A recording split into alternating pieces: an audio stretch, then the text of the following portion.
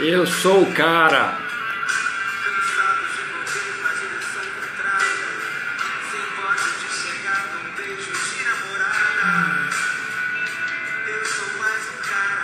Eu sou o cara.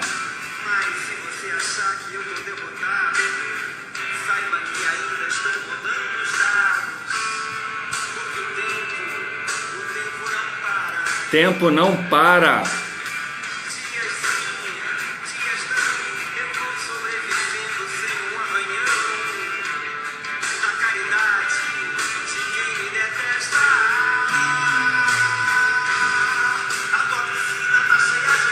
Seja bem-vindo, Daniela, Flávio, Marcelo. Vamos saber de Estados Unidos, vamos saber de educação, vamos saber de finanças nos Estados Unidos.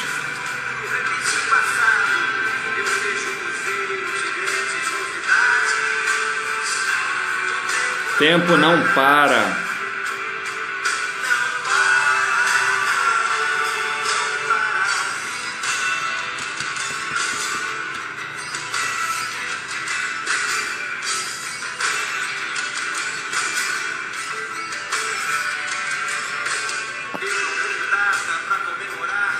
Sandro chegando.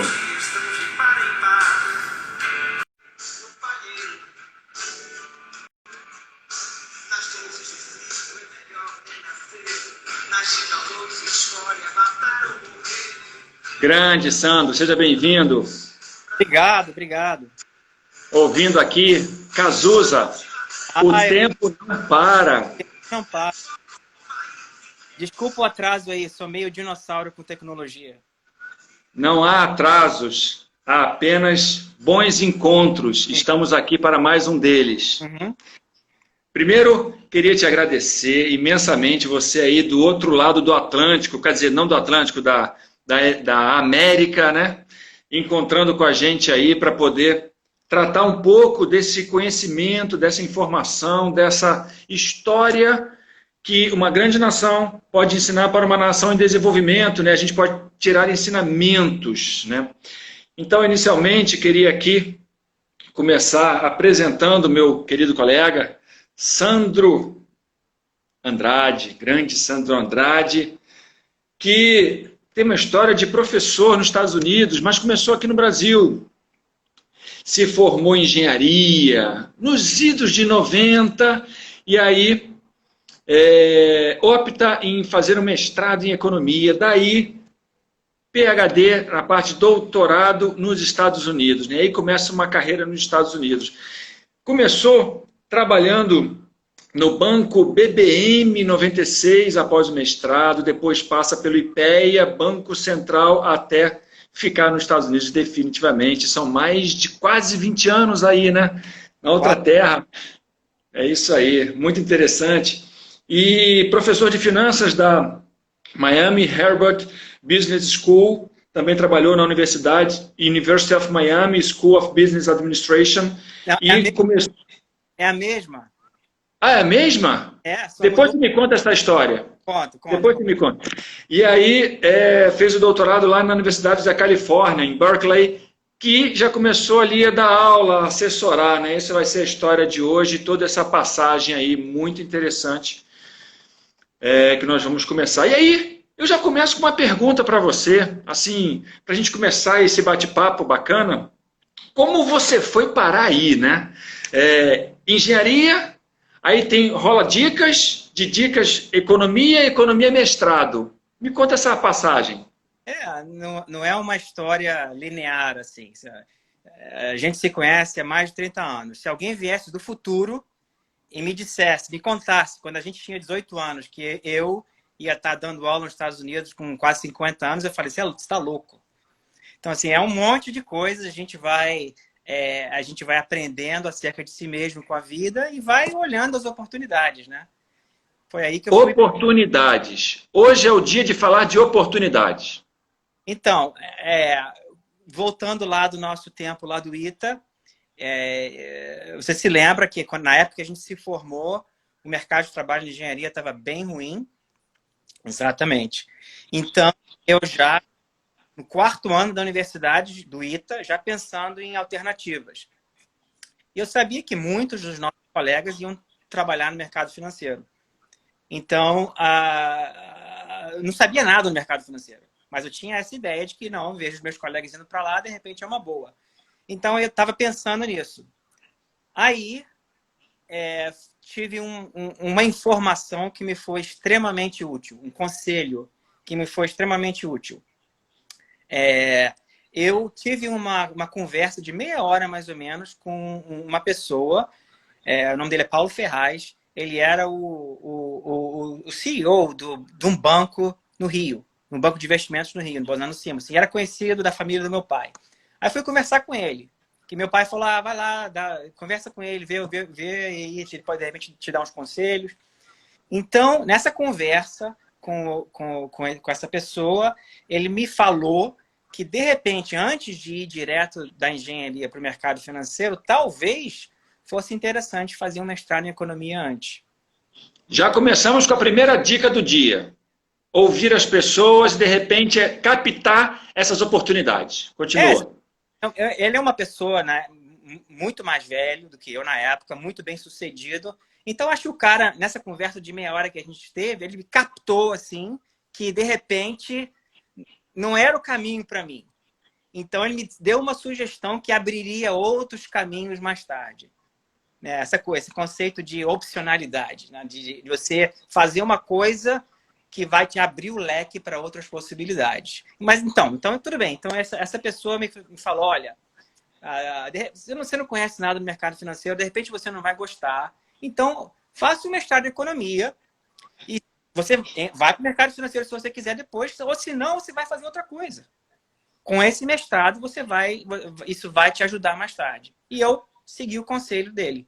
Aí, terminando a graduação no ITA, eu fui fazer mestrado em economia na Fundação Getúlio Vargas.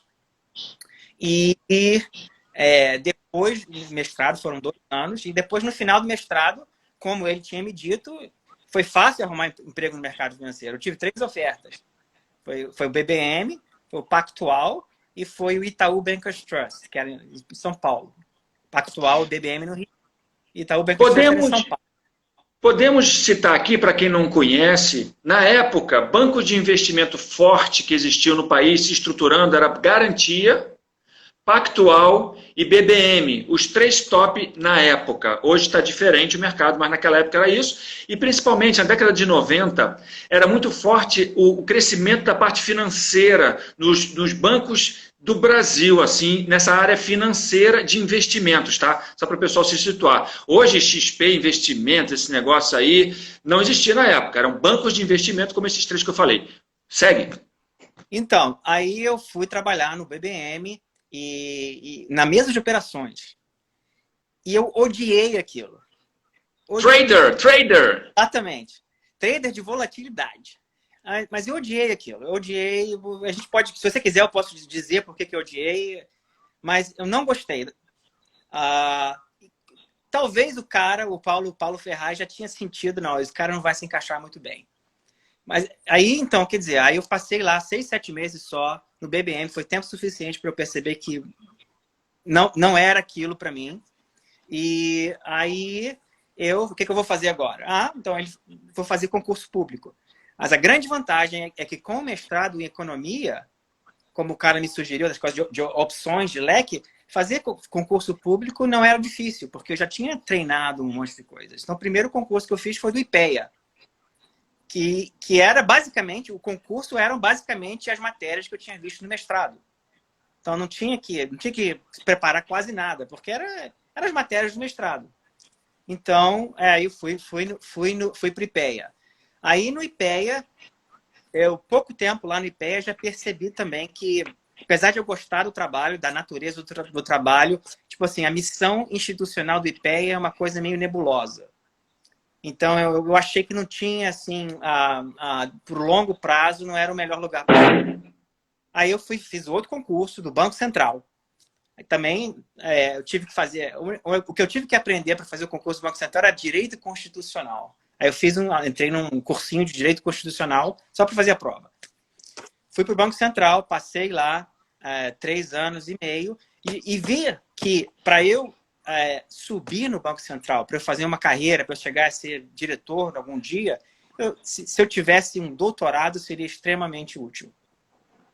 Seria um diferencial grande em termos de carreira dentro do Banco Central. Aí, aparece oportunidade. Quero vislumbrar carreira, crescimento. Opa, doutorado é o ponto. Exatamente, exatamente. Aí eu apliquei para fazer o doutorado nos Estados Unidos. Eu apliquei para um monte de escolas de economia, um monte de departamentos de economia e para um departamento de finanças, que é o de Berkeley. Eu apliquei para muito mais de economia do que de finanças, porque a informação que eu tinha é que entrar em finanças era muito difícil. Mas dei sorte. Eu dei sorte e acabei entrando em Berkeley e aceitei, fui para Berkeley fazer o doutorado. Deixa eu só comentar um ponto dessa questão de sorte. Você fala oportunidade, eu quero falar da questão de sorte. Sorte tem quem trabalha muito. Sorte tem quem estuda muito. Aí a sorte aparece. E eu sei que você foi muito bem preparado para ir. Eu vou assim. É verdade que com sorte, mas sem preparo, não funciona. Mas com preparo e sem sorte também não funciona. Você precisa de duas coisas. Né? Então, agarrar a oportunidade quando ela aparece, mas estar preparado para ela. Exatamente. Eu olhando para a minha história, eu acho que eu tive sorte. Eu tive sorte. Eu trabalhei pra caramba. Quando precisei trabalhar pra caramba, eu trabalhei muito. Mas eu tive sorte. Então, assim, eu não vou de... eu acho que eu sou grato à vida pelo fato de ter tido sorte. Reconheço isso. Então, isso dá uma... colore toda assim, a minha... Eu sei que a gente não deve falar de política aqui, mas eu acho que reconhecendo que sorte tem um efeito importante na vida das pessoas, Sim. colore assim, digamos assim, a sua posição política, a sua visão política sobre como que a sociedade tem que se organizar. Mas, voltando. Então, fui fazer doutorado. E foi barra no começo, né? Porque eu já tinha saído do mestrado há 5 anos e eu estava indo, digamos assim, competir na aula, no doutorado com gente que tinha acabado de se formar, com gente que um russo que estava fazendo doutorado em física, que saiu para fazer o doutorado em finanças, para a chinesa que fazia doutorado em estatística. Então, assim, foi um estresse, né? Então, mas, de qualquer maneira, fiz o doutorado e foram 5 anos. E depois, no final do doutorado, na verdade, quando eu fui fazer doutorado, a minha ideia era voltar para o Brasil. Como eu falei, era uma oportunidade para eu voltar para o Banco Central fazer carreira. Deixa eu só fazer uma colocação. Você concorrendo com pessoas que tinham acabado de se formar, e isso acontece nos Estados Unidos como em alguns outros lugares também, direto da faculdade, graduação, que a gente chama aqui no Brasil, você pode entrar para o doutorado, pulando o mestrado, não tem mais essa obrigação dessa passagem inicial. E também com o pessoal que estava ali estudando, saindo da graduação, continuava estudando, e ele há 5 anos já trabalhando, então estava com outra pegada, questão de estudo, reflexão, cálculos, não estava tão fresco para ele. Continua. Então, aí... então foram 5 anos no doutorado, e já lá pelo 4º ano, eu comecei a questionar essa minha ideia fixa que eu tinha. Não, eu vou voltar para o Brasil. Porque eu comecei a ver que as oportunidades de trabalho no mercado acadêmico, em finanças nos Estados Unidos, eram muito boas. Coisa que eu não sabia. Eu não tinha, quando eu cheguei para o doutorado, eu não tinha a menor ideia quanto ganhava um professor de finanças nos Estados Unidos. Não tinha a menor ideia. Então, a minha ideia era voltar. Mas aí, aprendendo, falei, não, essa é uma boa. É um estilo de vida que me atrai, que me dá muita liberdade. E é bem remunerado. Então, eu resolvi ficar e aplicar para ser professor aqui nos Estados Unidos. Outro ponto que difere aí do Brasil. Nos Estados Unidos, a carreira acadêmica de professor é oferta e demanda. Então, tem mais necessidade daquela tipo de carreira de professor, ele vai receber mais, tem mais demanda de profissionais dessa área no mercado, então ele é mais valorizado. Então, vai ganhar mais e então não existe salário padrão como existe aqui no Brasil de padronizar nas universidades federais que pagam mais, aí o cara tem doutorado ganha mais. Não, é diferente. Isso é muito diferente para explicar e o Sandro vai poder falar um pouco mais para a gente sobre isso, que carreira lá, dependendo da área acadêmica que o professor escolha, ele pode receber salários compatíveis com altos cargos no mercado privado, vamos chamar assim, né? Que não é o acadêmico. Segue, Sandro. É como você falou, tudo a questão de, quer dizer, as universidades americanas, elas querem atrair, parte do motivo pelos quais elas são tão boas, que gente do mundo todo vem querer estudar nos Estados Unidos, só para te dar um número. Números. O número de alunos estrangeiros de graduação nos Estados Unidos, alunos estrangeiros, é 1 milhão. 1 milhão de alunos de fora dos Estados Unidos fazendo graduação nos Estados Unidos. Desses 1 milhão, 350 mil mais ou menos são chineses, mas o resto todo mundo. Então vem gente de todo mundo estudar nos Estados Unidos. E por quê? Porque as universidades são boas. E por que elas são boas? É porque elas atraem talentos. Como é que elas conseguem atrair talentos? É pagando mais.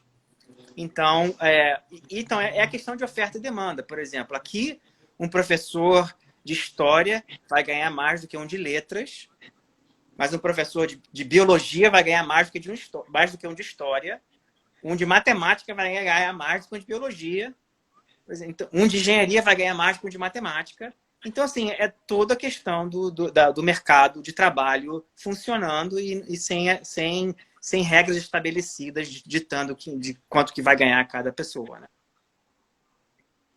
Muito legal. Você tem números gerais, assim, que se possa dar referências? Camila entrou, grande Camila, seja bem-vinda.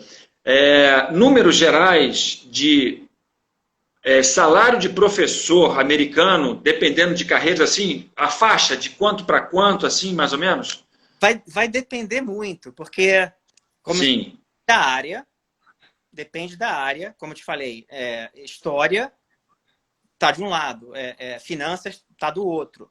E também depende do tipo de instituição. Aqui nos Estados Unidos tem, literalmente, mais de 4 mil instituições de ensino superior.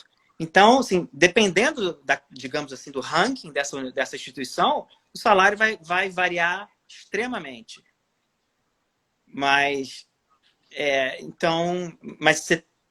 se você me fizer tem algumas específicas, assim, então, eu não sei se eu respondi a sua pergunta. Mas números, assim, para o pessoal ter ideia.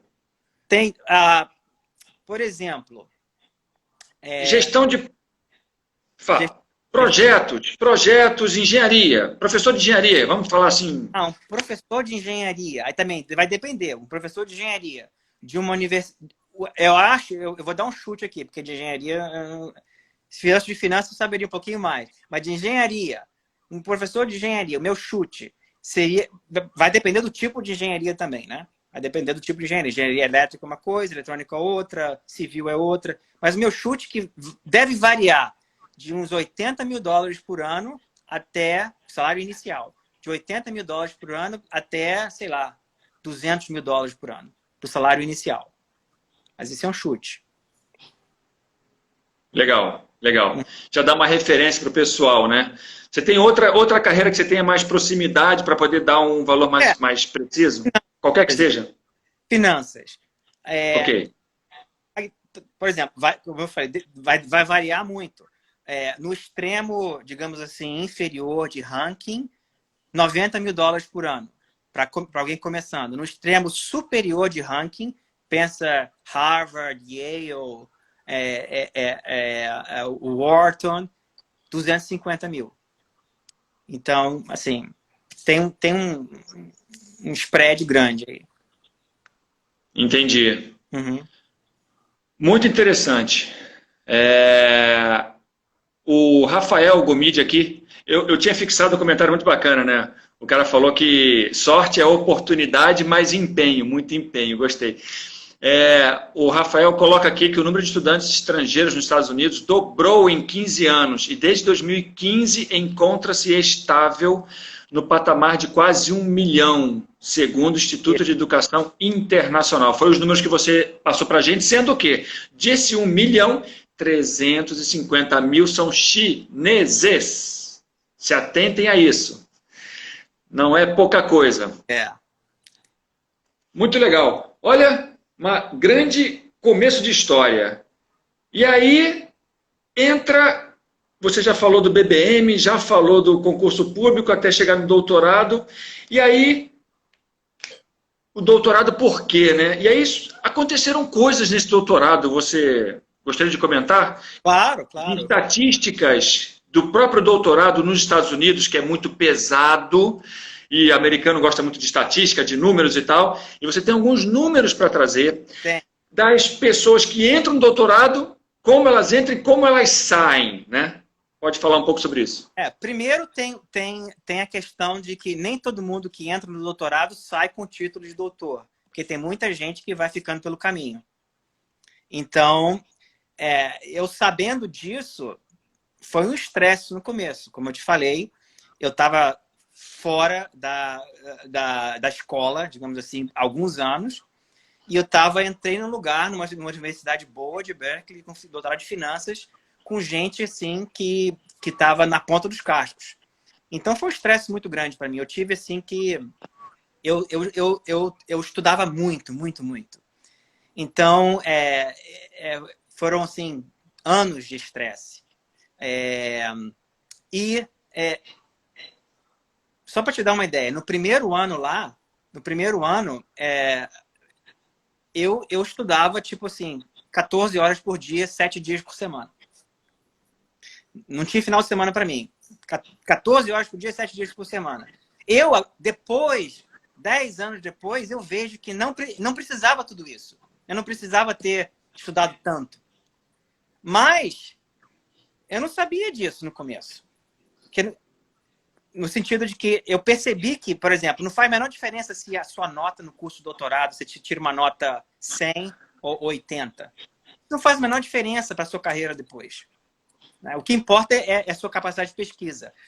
Mas no começo, eu não sabia. E eu tinha receio de que não ia passar nos cursos, não ia passar nas provas. Então, eu tive uma vida muito desbalanceada. Assim, essa coisa de eu estudar tanto assim... Eu entrei casado no doutorado, né? Então, acho que é esse o número que você está se referindo, que a gente teve uma conversa antes. Então, o doutorado me acabou me custando um divórcio. Porque... eu negligenciei o meu casamento. Porque eu estava tão focado naquela coisa especialmente nos primeiros 3 anos, de estudar pra caramba e não sei o quê, que eu acabei negligenciando o casamento. A minha esposa e eu, minha primeira esposa e eu, a gente se divergiu. Então, hoje ela é minha amiga querida, sempre foi minha amiga querida, né? Então, amo ela muito, minha amiga do coração, minha irmã, mas assim a gente acabou se separando. Então, sim, esse foi um custo pessoal do doutorado, foi isso. E também uma coisa que especialmente depois de passar esse estresse de curso, de prova e tal, tem a coisa de pesquisa. Você é responsável por criar uma coisa nova, né? E não tem ninguém te dizendo o que fazer. Então, você tem que criar uma coisa nova. Então, isso é uma fonte de desconforto muito grande para muita gente. Então, assim... voltando ao número que você falou, que eu tinha comentado com você, 40%. 40% das pessoas que começam o doutorado casados acabam se divorciando. Por causa dessa coisa. Então, a minha experiência não foi única, digamos assim. É uma coisa relativamente comum. E outra coisa comum também, que é outro ponto que a gente estava entrando agora, é isso, de que essa pressão toda e essa coisa de ter, ao mesmo tempo, pouca supervisão, mas a pressão interna que a gente se coloca para ser criativo, para criar uma coisa nova, acaba gerando ansiedade e depressão. Então, eu tive, no meu terceiro ano, eu tive um episódio de depressão que foi significativo. Então, e aqui, também, assim, de novo, não é uma experiência única minha. Né? É uma coisa normal de acontecer de questão de desequilíbrio, de mental illness com alunos de doutorado. É uma coisa muito comum pelo ambiente, né? Muito interessante isso, eu gostei muito desse seu comentário e trazendo dados, dados numéricos daí dos Estados Unidos para as pessoas acordarem do que é fazer um doutorado aí, não é trivial. Não acho que seja só aí, acho que é aqui também, só que aqui não tem esses números, esses dados estatísticos como os Estados Unidos levanta muito e gosta, né? E aí poder trazer esses dados para as pessoas que querem doutorado refletirem sobre isso, né? E muitos que entram não saem doutores, como você comentou, que é muito interessante, né? Bom, muito bom esse início aí, falando da parte de formação sua. Agora tem uma... Aí você se forma. Pô, vou brindar, eu tenho que brindar com você. Me dá sede, sede do conhecimento. Não tenho vinho aqui para beber, mas tenho essa água que hidrata, essa água que aumenta meu sistema imunológico e principalmente ela é ecologicamente correta, reduzindo a 10% do volume dela quando você descarta ela. Muito importante aqui, OH. Vamos lá, a pergunta agora é... Quando você inicia na Universidade de Miami, nessa área de finanças, como é que foi essa passagem Berkeley para Miami? Porque aqui no Brasil eu penso assim, olha, eu acabei de me formar, me formei bem, tirei boas notas, eu quero ser contratado aqui e continuar aqui, onde eu fiz a minha base com esses professores. Não, assim, aqui não. Aqui isso assim, isso é não é assim. Assim você tem que é visto com muito... Acontece, mas é raríssimo e é um sinal negativo. Por exemplo, então, digamos assim, Harvard. Harvard tem uma das melhores universidades americanas, o cara faz o doutorado em Harvard, o cara é bonzão, ele vai continuar dando aula em Harvard. Ele vai para um outro lugar, antes, vai para Chicago, vai para o MIT, vai para o Wharton, e depois pode até voltar para Harvard. Mas isso direto internamente não é visto com bons olhos. É como assim, uma coisa de quase um nepotismo, digamos assim. Então, essa palavra eu acho muito legal para evidenciar isso, que é diferente dos valores brasileiros. Nos valores brasileiros, a gente entende, normal, eu me formei aqui com esses professores, me chamaram para continuar, legal. Nos Estados Unidos, não. Da mesma forma que nos Estados Unidos, os pais... Você vai falar em seguida a parte de educação. Os pais não ficam com os filhos nas mesmas cidades que vão para a faculdade. Eles se mudam de cidade porque é uma questão de passagem para a vida adulta, também mudando de cidade, enfim. Ele já vai falar sobre isso, que é muito interessante, essa parte de educação para quem está aqui ouvindo a gente e quer levar os filhos para os Estados Unidos, enfim. Muita coisa interessante para ele tratar. E aí, você foi para Miami. Muito bem. Aí, então, o esquema de trabalho aqui nas universidades americanas é o seguinte. Nos primeiros 5 ou 6 anos, você não tem, digamos assim, estabilidade no trabalho. É um período probatório que você tem que demonstrar a sua capacidade em termos de pesquisa. Então, você tem que publicar muito e artigos de alta qualidade. E depois desse período probatório de 5 ou 6 anos, aí você vai ser avaliado para ver se você vai ganhar tenure, que é essa estabilidade. Então, assim, nesses primeiros 5 ou 6 anos aqui, foi esse meu período que eu também trabalhava muito. Eu trabalhava 11 horas por dia, 6 dias por semana, em pesquisa, para ter esses papers, para conseguir publicá-los em bons lugares. E acabei ganhando tenure, então, em 2012 ou 2013. E então estou aqui, desde então. Muito legal. É importante essa passagem, é muito capitalista o sistema americano, inclusive na parte acadêmica, né? Você é avaliado. Então o professor lá é avaliado como se fosse um profissional de mercado, e no caso lá 5, 6 anos, para receber essa título aceito ou título não aceito e tchau. Demissão. É. Simples assim. Então é bem diferente o sistema aqui e o de lá, e por isso a qualidade do ensino lá, né? A diferença da forma que a pessoa se forma no doutorado e a pessoa trabalha no início da carreira como professor para aí ganhar essa estabilidade, né? E aí a diferença de qualidade, a gente tem que falar isso, né? E aí eu também coloco aqui um ponto importante, você vai falar na parte de educação. Estava me lembrando de um colega que tem uma filha aí, que ela voltou recentemente para os Estados Unidos, quando os Estados Unidos reabriu para receber os estrangeiros. Em nenhum momento, desde que entrou a pandemia, ela perdeu aulas. Houve cancelamento ou suspensão de aula. Rapidamente, o sistema americano se reestruturou, colocou aulas online com controle por microfone do computador e controle de câmera do computador para garantir que, pelo menos durante as provas, a pessoa estivesse sozinha, sem auxílio de ninguém, para poder fazer a prova online e registrando o seu valor certo e não apoiado por alguém, entendeu? Então, eu achei muito bacana essa coisa que eu acompanhei durante uma semana, essa menina que estava aqui no Brasil, que não pôde retornar, fazendo provas, tirando notas, acompanhando aulas presencialmente, quer dizer, virtualmente, mas online, e que a gente, infelizmente, aqui no Brasil, não houve esse cuidado, esse carinho, ou a estrutura nossa não foi capaz de poder ofertar essa continuidade de conhecimento, e foi uma grande perda para o Brasil a gente ter esse gap de 6, 7, 8 meses aí, desde fevereiro, né? E eu entrevistei outro dia um garoto que joga eSports, garoto muito bom, que estava no segundo ano de engenharia, começando em fevereiro, até que as aulas de uma universidade famosa e federal aqui no Brasil, a UFRJ, fazendo engenharia lá.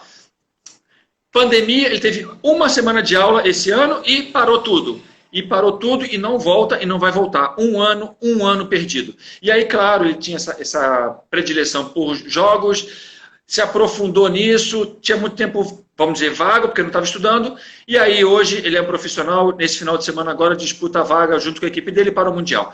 Só queria fazer essa passagem rápida da diferença de cuidado e carinho na educação. Ele está falando primeiro da parte de profissão, agora a gente vai falar da parte de educação. Como que a educação nos Estados Unidos foca no aluno e dá tudo o que ele precisa para que não haja interrupções, e mesmo nessa questão de pandemia que aconteceu no mundo inteiro. E aí, você passou do período tenure. E aí tem uma coisa interessante. A universidade, eu reparei aqui, que ela mudou de nome. Era University of Miami School of Business Administration, que você trabalhava. E em 2013, ela virou Miami Herbert Business School. Eu falei, ué, mas você continua em Miami, mas é em outro lugar essa universidade? Eu fiquei perdido. Foi 2019, na verdade. Foi ano passado. Mudou de nome. O que aconteceu foi uma pessoa... Ah, mudou de nome? É a mesma faculdade? É a mesma universidade? É a mesma faculdade, só que teve um casal, na verdade, Patty e Alan Herbert. Eles fizeram uma doação imensa para a universidade, e eu não sei exatamente o número, mas é da ordem de 60, 70 milhões de dólares. Fizeram uma doação imensa. Peraí, é M de Maria ou B de bola? Não, M de Maria. Ah, ok. Tá. $1.000 para dar o nome deles para a escola de negócios. Para a escola de... Isso se chama name rights. Naming rights. A gente aqui no Brasil, a gente tem algumas Arena MRV de futebol, Arena Corinthians, esses negócios de time de futebol. Lá não. Lá a pessoa, pense nisso, agradecida pela formação que ela teve. Existe muito isso dos alumni americanos, né? No Brasil ainda está incipiente esse conceito de o que você ganhou da universidade de conhecimento, transforma em trabalho e ganha em remuneração. Parte disso, você, agradecido, retorna para a universidade em forma de doações. Isso é muito sério, muito valioso nos Estados Unidos. Isso é um valor americano para quem se forma lá. Mesmo em graduação, mestrado, não é só doutorado. E eles devolvem em forma de doações, querendo aumentar a qualidade daquela universidade que formou eles, e que eles foram muito felizes e agradecidos por terem alcançado uma fortuna, enfim. Continua. Então, foi essa doação desse casal que mudou o nome da escola. Legal. Deixa eu vir aqui algumas perguntas. Perguntaram aqui como é essa avaliação que você recebeu de tenure, que você pudesse contar um pouquinho como é que é essa avaliação. Essa avaliação, ela foca essencialmente na sua qualidade como pesquisador. Então, essencialmente, eles olharam os artigos que eu publiquei nesses 5, 6 anos, aonde eles foram publicados, em qual periódico acadêmico que eles foram publicados quais citações que eles tiveram. Se eles foram bem recebidos pela comunidade científica e tal. E uma parte fundamental dessa avaliação é externa. Então, a universidade pede para gente top de finanças, no meu caso, em outras universidades americanas, para dizer, olha, como serviço, né? Não é nem pago isso. Eles pedem para esses caras top em Harvard, MIT, sei lá o quê. Olha, esse Sandro está indo para tenure. Você acha que ele deve ganhar tenure ou não? Aí, então, esse pessoal escreve uma carta, 2, 3, 4, 5, 6 páginas, dizendo a opinião deles. Eles acham que sim ou que não. Então, esse assim... E nesse processo tem, assim, 5 ou 6 cartas desse tipo. Então, a avaliação de pesquisa não é só, tipo assim, um número de papers e aonde foram publicados, mas tem essa coisa subjetiva também, de qual é a sua reputação com os caras que estão top em termos de pesquisa na sua área. Então, legal. Pesquisa é a coisa mais importante e, em segundo lugar, é a sua qualidade como professor. Você é um bom professor? Os alunos gostam de você? Você consegue passar, transmitir o conhecimento? Sim. Aí, assim, essa é uma coisa verdade. Não precisa ser uma estrela. Mas, assim, você tem que ter um mínimo, né? Se você está acima do mínimo, pronto, tá bom. Isso é muito legal, que mostra avaliação, quase que é uma avaliação 360 que você sofre. Isso é muito bacana, né? Que aqui no Brasil não existe. E aí faz essa diferença de qualidade das universidades também, né? Tem uma pergunta aqui também da Camila, achei interessante. Se você sentiu, se você ouviu algum preconceito, se sentiu preconceito em relação a estudantes brasileiros. Se em algum momento você teve isso, ouviu isso, sentiu isso, ouviu falar. Na verdade, não. Não. Os lugares que eu passei, que eu estive aqui nos Estados Unidos, são lugares bem, assim... Os Estados Unidos é um país muito diverso, né? Então, eu estudei na Califórnia, na Bay Area, em Berkeley, que é um lugar bem, assim, para frente, digamos assim, bem progressista. E agora estou em Miami, que Miami é como se fosse um pedaço da América Latina no Brasil, né? Mas, de repente, se eu tivesse ido estudar lá, sei lá, em Oklahoma, em Iowa, ou no meio dos Estados Unidos, que é um lugar diferente, de repente poderia ter sido, mas não foi a minha experiência. Legal, bacana, bom saber. Vamos continuar, que ainda temos muita coisa e já passou 40 minutos do nosso tempo. Olha isso. Aqui, a próxima pergunta. Agora falando de pessoas, né? Das pessoas e investimento nos Estados Unidos, né? Um pouco de finanças aí para o pessoal aprender, entender como é que funciona essa relação do americano com o dinheiro, com as coisas que ele lida diariamente para sobreviver e trabalhar. Tomador de dinheiro, empréstimo nos Estados Unidos, crédito à pessoa física, financiamento imobiliário. Você, inclusive, recentemente teve essa operação aí que você fez, que é bem diferente da Caixa Econômica Federal aqui, com os financiamentos de casa própria que ele faz. O que você poderia falar dessa área? Aqui o sistema financeiro, do ponto de vista de pessoa física nos Estados Unidos, é bem diferente no Brasil. E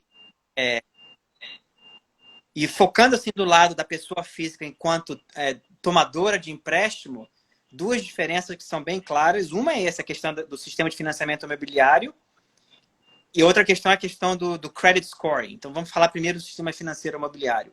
Então, aqui, você pegar dinheiro emprestado para comprar uma casa, pegar dinheiro emprestado por 30 anos, por exemplo, você consegue taxas de juros bem pequenas. E a gente pode discutir por que é isso, rapidamente. isso é possível por dois... Primeiro, porque a execução de garantias aqui é muito mais forte. Então, se o sujeito pegou dinheiro emprestado para comprar uma casa de 30 anos e deixa de pagar a hipoteca, a mensalidade, é executado e é despejado, assim. Então, é muito mais rápido. Então, não tem, vou entrar na justiça e tal. Não, não é assim. Então, é muito mais rápido. Então, por um lado... o risco operacional da parte financeira do banco é bem menor. Porque ele sabe que vai recuperar rapidamente o bem caso... Exatamente. Então, tem isso. Então, esse é um lado. E o outro lado também que é a questão de securitização, que é um mercado enorme aqui nos Estados Unidos. Por exemplo, eu peguei dinheiro emprestado para comprar uma casa, peguei dinheiro por 30 anos. O banco que me emprestou esse dinheiro não vai ficar sentado nesse empréstimo por 30 anos. Ele vai montar, ele vai fazer um pooling, vai juntar vários empréstimos diferentes, parecidos com o meu, e vai vender isso para uma agência, que é tem 3 grandes aqui nos Estados Unidos, e essa agência, por exemplo, Fannie Mae ou Freddie Mac, eles vão comprar esses créditos de recebíveis de financiamento imobiliário e vão vender um título, um bond, um título para o mercado financeiro. Então, quem é que vai comprar esse título? Fundo de pensão, investidores diversos. Então, no fundo, quem me emprestou dinheiro não foi o banco. O banco foi só um intermediário, assim, por 1 mês, 2 meses. Quem me emprestou foi quem comprou esse título investindo em hipotecas imobiliárias. Então, reduzindo mais ainda o risco. Exatamente, porque assim, isso espalha o risco, né? Em vez do risco ficar concentrado num banco, normalmente concentrado geograficamente, né? A área de atuação do banco não assim. Então esse risco acaba sendo, digamos assim, dissolvido por todo o sistema financeiro. Então isso acaba diminuindo o spread que o banco cobra então tem 2 razões básicas pelas quais é muito mais barato aqui pegar dinheiro emprestado de longo prazo. O spread é bem menor. Uma é isso, a questão da execução de garantia, e a outra é isso, que o risco assim, é difundido pelo mercado financeiro inteiro, em vez de ficar concentrado no balanço de um banco só. Sandro, eu preciso aqui, não sei se você está lendo o comentário que eu fixei, da Verônica. Verônica. É para você. Verônica, querida, Veronique, um beijo. Amiga querida do Banco Central. Que legal, bacana, é isso aí. Eu queria só voltar um pouquinho na universidade, que faltou falar um ponto bacana. Além da qualidade dos professores, da avaliação que eles sofrem, as universidades americanas são pagas. Todas são pagas, mesmo as públicas. Sim. E por que elas são pagas? E por que elas são tão boas? Fala aí. É verdade, são todas pagas. E elas são boas porque são pagas e é caro. É caro, não é barato. E para onde que vai esse dinheiro todo? Eles têm dinheiro para pagar bem os professores, então os professores traem os melhores cabeças do mundo inteiro, né? Então as universidades americanas são de ponta. E tem uma outra coisa muito diferente aqui nos Estados Unidos, comparado com o Brasil, que ajuda a explicar por que as universidades americanas são caras, que tem a ver com uma coisa que você fez referência no começo, que é essa questão da pessoa sair de casa. Isso. O adolescente sair de casa, do rapaz sair, da moça sair de casa. Você vê, a educação, aqui nos Estados Unidos, são 3 coisas juntas. É um produto que tem 3 coisas. Uma é assim, a certificação. Você pensa nisso o seguinte, o fato de você terminar na universidade vai dar um sinal para o mercado de trabalho que você é uma pessoa que tem tenacidade, que tem responsabilidade, que tem um certo nível de inteligência. Isso independente de qualquer coisa concreta que você aprendeu durante a universidade. Então, assim, esse é efeito de certificação. Você poderia ir para a universidade estudar xadrez. Não tem aplicação nenhuma. Mas você tem aquela tenacidade, responsabilidade e inteligência. Então, você recebe um carimbo da universidade. Esse cara é bom. Então, é certificação. A segunda coisa é a questão de educação, que é o conteúdo mesmo. Então, essas coisas, certificação e educação, tem no mundo todo, tem no Brasil. Mas o que é especial aqui nos Estados Unidos é esse terceiro componente, que é o de experiência. Aqui nos Estados Unidos, essa coisa de experiência é extremamente importante. Tem uma coisa cultural de que a universidade é assim, é como um ritual de formação da pessoa. O rapaz ou a moça vão sair da casa dos pais, vão para outra cidade, num ambiente muito menos assim protegido, e vão estar sozinhos. E muitas vezes aí esse pessoal vai arrumar o primeiro emprego e tal. Então, assim, por que isso acaba sendo mais caro?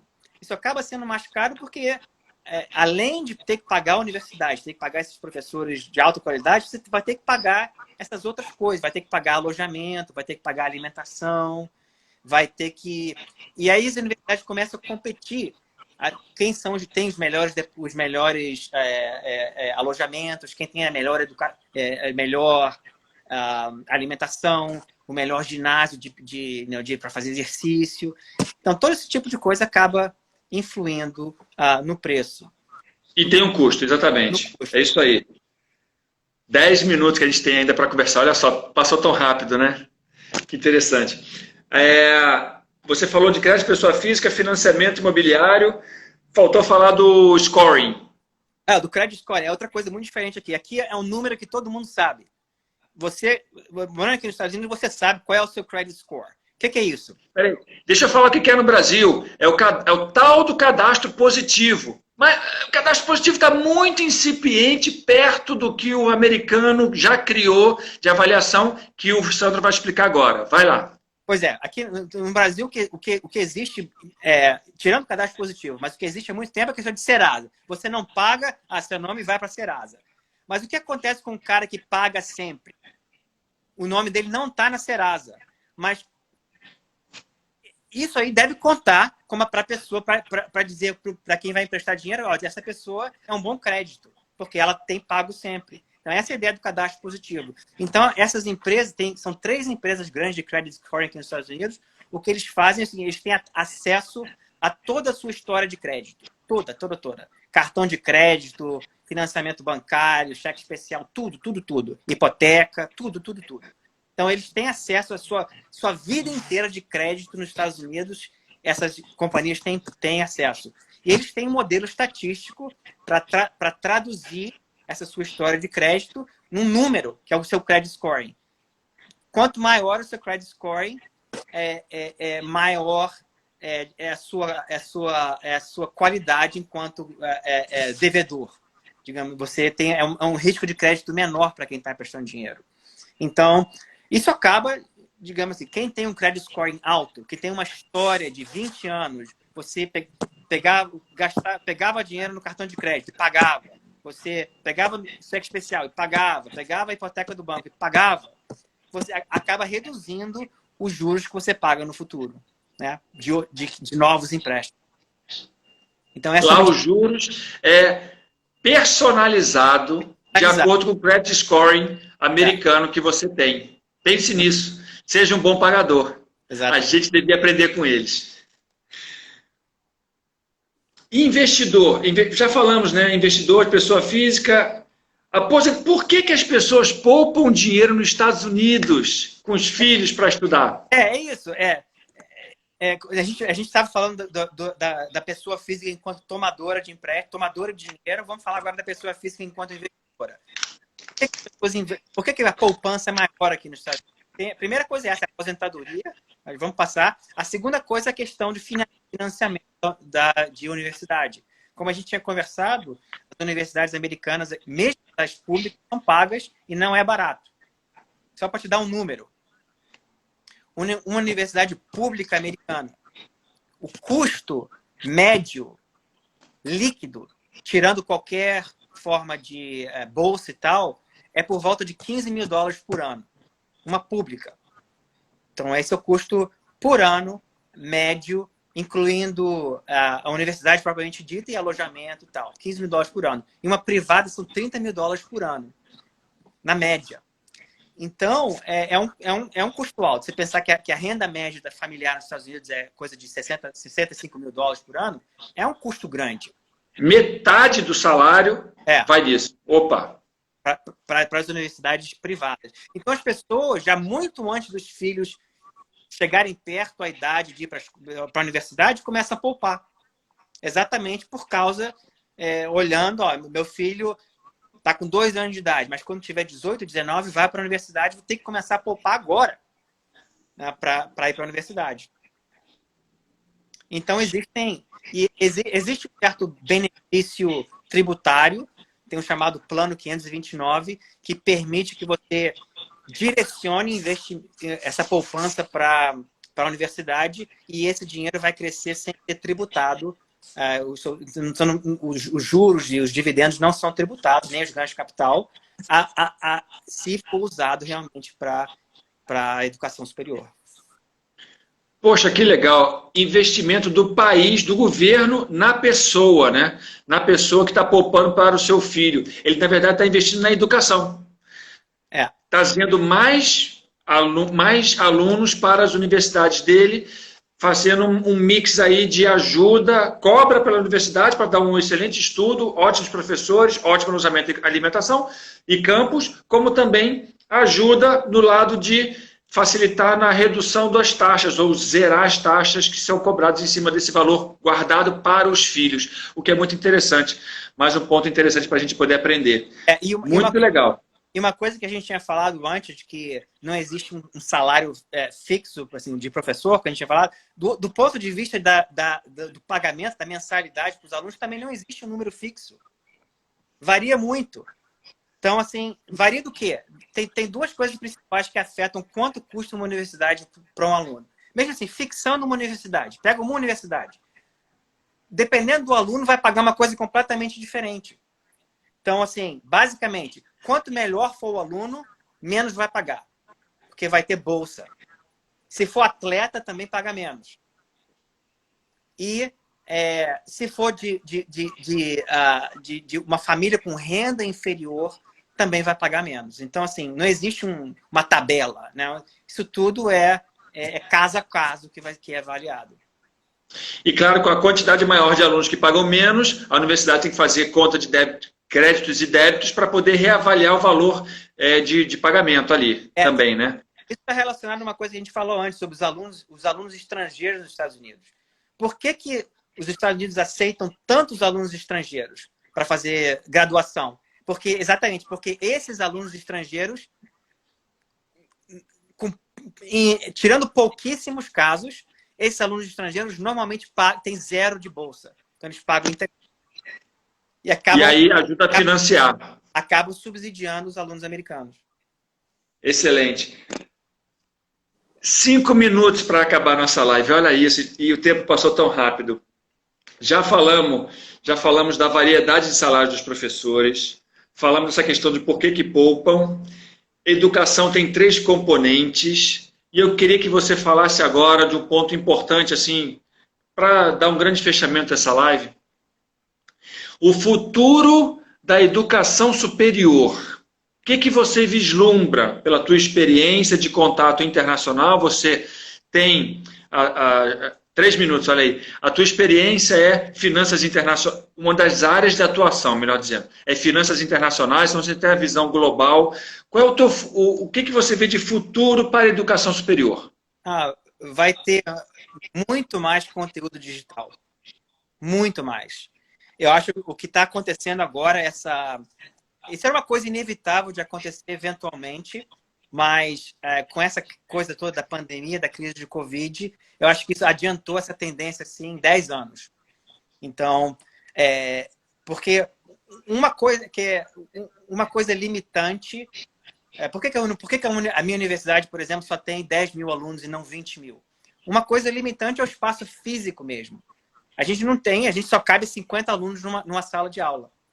Mas, se você tiver 40 alunos na sala de 50 alunos na sala de aula e 20 assistindo online, vocês podem expandir a quantidade de alunos. Então, isso sim, uma coisa que como eu falei, as universidades americanas são caras, isso é um problema de certa maneira, porque elas encareceram muito com relação ao crescimento da renda americana, a renda das famílias.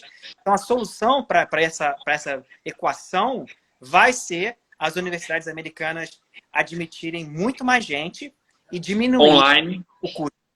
Como é que eles vão diminuir o custo? Expandindo essa área digital online.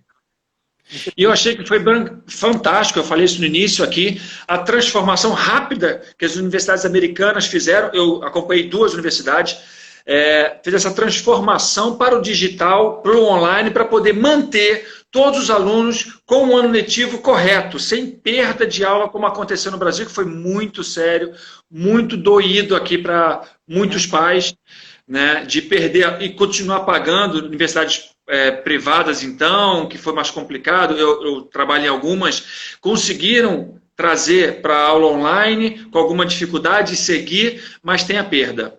E a gente não tem esse nível que eu vi da menina fazendo uma prova, que a câmera e o microfone do aparelho que ela cadastrou na universidade, o notebook, enfim, o tablet, vai estar sendo controlado durante a prova para verificar. Eu fiz uma prova internacional para ganhar uma certificação, que é do gerência de projetos. E na prova foi um susto para mim eu ter uma câmera me filmando e um microfone me gravando para qualquer coisa que eu fizesse, né? Diferente. E fui avisado.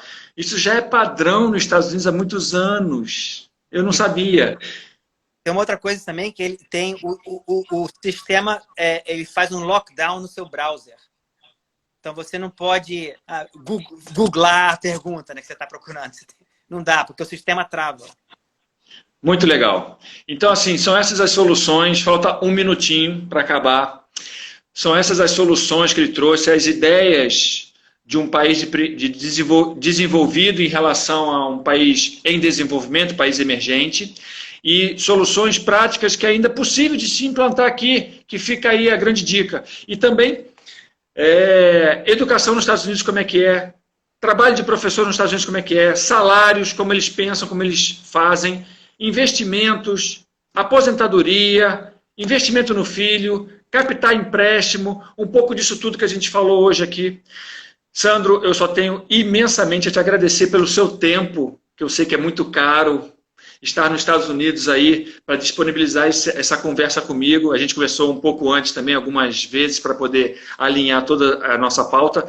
E, sabe, te desejo muito sucesso aí, que já está tendo, mas que continue com esse sucesso maravilhoso, com esses seus filhos maravilhosos que eu conheci na foto, com a sua esposa maravilhosa, uma cientista também brilhante aí, crescendo aí junto com você nessa carreira maravilhosa. Muito mais brilhante que eu. Verdade. Você foi muito brilhante em tê-la escolhido. É verdade. Sorte, sorte. Sorte, sorte. Trabalhou muito para conseguir essa sorte. Lindo. Olha, Sandro, é inestimável o carinho que eu tenho por você, a oportunidade que você me deu daí dos Estados Unidos, de Miami, poder falar um pouco disso tudo para a gente aí e compartilhar com esse público que está nos assistindo, que vai ficar registrada essa live. Eu vou depois compartilhar com você essa 1 hora de papo importante para sensibilizar muitas pessoas que têm filhos aqui, que querem mandar para os Estados Unidos, que pensam em fazer um doutorado nos Estados Unidos, e como é que é? Ah, vou fazer lá rapidinho, é simplesinho. Não. E aí é isso. Palavras finais, Sandro. Muito obrigado, Soriano. Saudade. Já são mais de 30 anos de amizade. Que pena que a gente está longe, mas aí está chegando aí a 30 anos de formatura daqui a pouco, né? Vamos estar juntos. E quando obrigado. Você Miami, passando por Miami, me dá um toque.